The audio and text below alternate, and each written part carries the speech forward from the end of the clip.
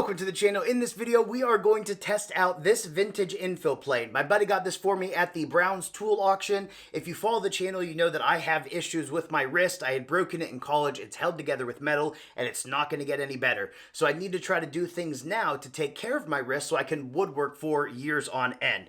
So my buddy had the idea for me to test out an infill plane and to try pulling it instead of pushing the plane. But the first thing I need to do is get this restored and get it back into fighting shape, so let's dive in. Every great restoration project has to start with flattening. Flattening the bottom of the plane, flattening the back of the iron. This went pretty smooth. The bottom was pretty close to flat other than a hollow that was in the back of the plane. The sides of the bottom of the plane were flat though, so I wasn't going to worry about that hollow. I don't really have tips or tricks when it comes to flattening other than alternate your sandpaper grits and scratch patterns. So I used, I think it was 80 to 120. So I'd go 80, change grain direction, go 120, and back and forth, and that seems to speed up the process a little bit. And then of course just make sure you're applying even pressure. For the iron, it was pretty close to flat to begin with. It's clear that someone had worked on this plane before. The only tip and trick I have for flattening the back is to use a mag switch magnet. These are the magnets that you can turn on and off, basically. They give you something to hold on to, and they help give you even pressure. And then the other thing is just be patient. It's going to take a while.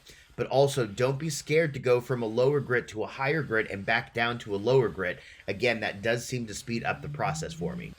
I flattened the back of the iron all the way up to 8K before switching over to the bevel. Now, the bevel of this iron was rather interesting to me because it was at 20 degrees, which isn't something that I normally see in vintage planes. So what I did is I just started grinding a micro bevel to 25 degrees. This iron had a very weird and out of square camber on it. It was kind of like a sideways camber. I tried to show you guys in video that the one corner I just wasn't going to chase. I eased the corners of my irons anyway, so I didn't want to try to chase this whole thing because it would take a lot of grinding, and through normal use, eventually it's going to catch up with it. So I did just leave that little corner out. But I did sharpen the bevel of the plane all the way up to 8K. And then what I do is I take the plane to the strop, and I don't use a honing guide for this. I freehand on the strop, and I'm basically adding a tertiary bevel. And the reason I do this is because in between sharpenings, I like to just hit the strop a few times and get back to work. I know a lot of people tell you have to sit on the strop forever and take swipe after swipe after swipe to be able to get, a good edge. But I have never really needed to do that. A couple swipes on the bevel, a couple swipes on the back, and it's good to go. Check this out.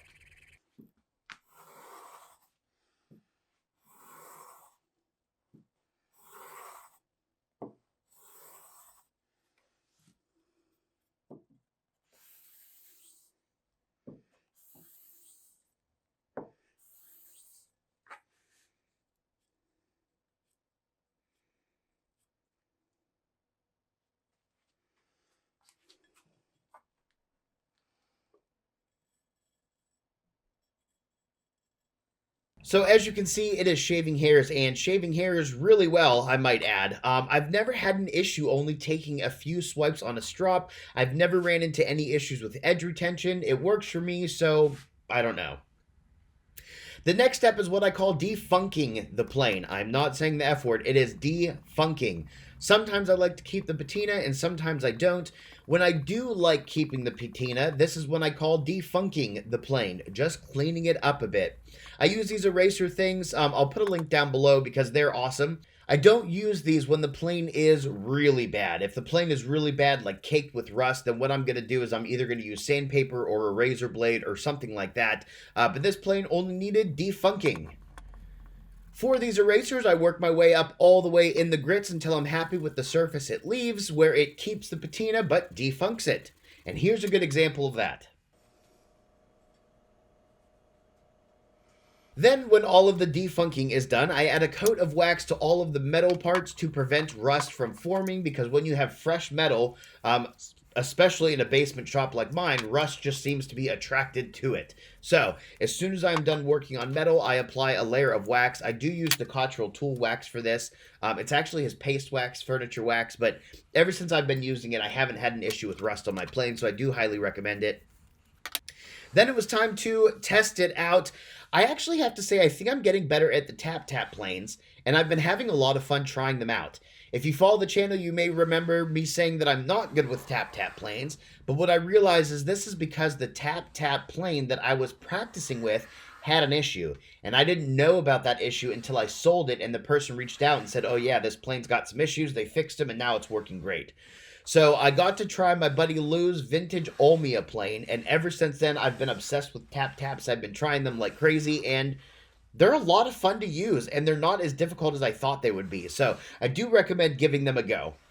This was the easiest restoration I've ever had to do on a plane. I'm pretty sure that this plane was used more recently than when it was made, like 100 years ago or whatever, because the back of the iron was pretty much flat, the bottom of the plane was pretty much flat. The thing that took the longest was just the iron was a little bit out of square, but it was a really easy restoration, and we got it taking some really nice shaving, so I'm really happy about that. As far as my wrist and what had less pain depending on the handhold, pulling the plane was a little bit uncomfortable and unnatural, so it's something I would need to get used to, but it did reduce the pain in my wrist. The big revelation I had doing all of this testing is something that I'm a little bit embarrassed to admit because it's something that I should have thought about years ago. Plane left-handed. Put all of the pressure on my good wrist, put the stop on this end of my bench, and plane left-handed.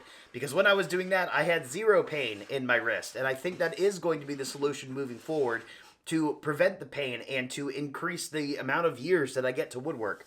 It's going to take me a little bit of time getting used to it because it is unnatural. I've been planing right-handed for so long that it's going to be weird switching over. So I don't want any of you guys yelling at me if you watch future videos and I'm planing right-handed, okay? Give me time. So I hope you guys enjoyed this video. Lou, thank you so much for giving me the opportunity to try out this plane. It was a lot of fun. It was a lot of fun to restore, and I really do think we're onto something here with planing left-handed instead of right-handed. If you guys have any kind of physical issues like that, take care of them now. If you follow the channel, you know that that's why I raised up my bench. That's why we're testing out this plane. So then that way I can make sure I can woodwork for a lot longer because again, my wrist is not going to get any better. And if I'm not taking care of it now, it will reduce the amount of years that I can woodwork. So to me, that's something important. That's something I'm going to pay attention to, and you guys should too. But all right, if you have any questions, any comments, anything like that, feel free to let us know down below. Lou, thank you again, and have a good day. This was probably the easiest restoration of a hand plane that I've ever had. This was clearly somebody's user before. It wasn't one of those vintage ones that just sat on the